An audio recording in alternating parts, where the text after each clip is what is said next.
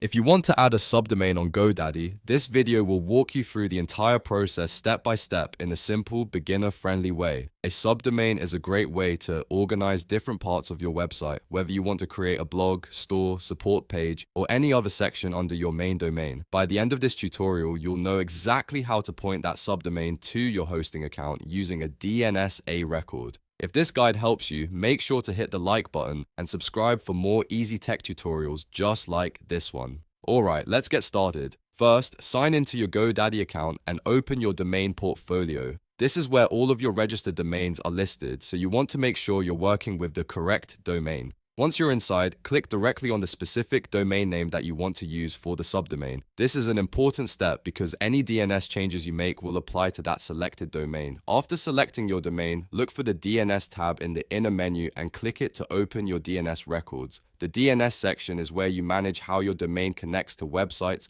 hosting, email, and other services. Since you're creating a subdomain, this is where you'll add the record that tells the internet where that subdomain should point. Now click the Add New Record button. This will open a form where you can create a brand new DNS entry. In the Type drop-down menu, choose A.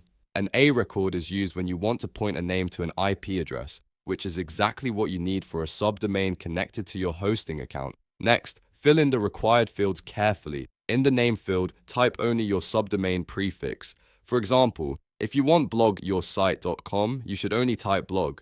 Do not type the full domain name here because GoDaddy will automatically attach it to your main domain. This is one of the most common places people make mistakes, so take your time and enter just the subdomain name. In the value field, paste the IP address of your hosting account.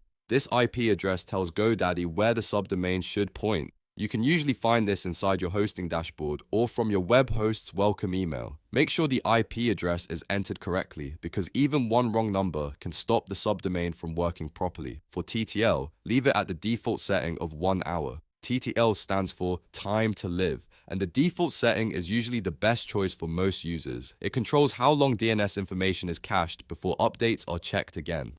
Once everything looks correct, click Save to apply the new record.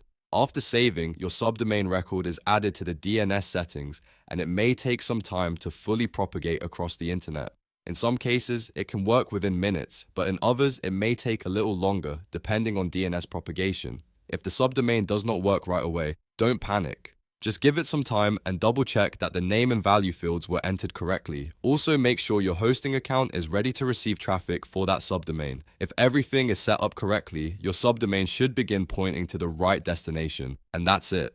You've now learned how to add a subdomain on GoDaddy using an A record. This is a quick but powerful skill that can help you build out your website more professionally and keep different sections of your site organized. If this tutorial helped you out, please like the video and subscribe for more simple step-by-step guides. Thanks for watching, and I'll see you in the next one.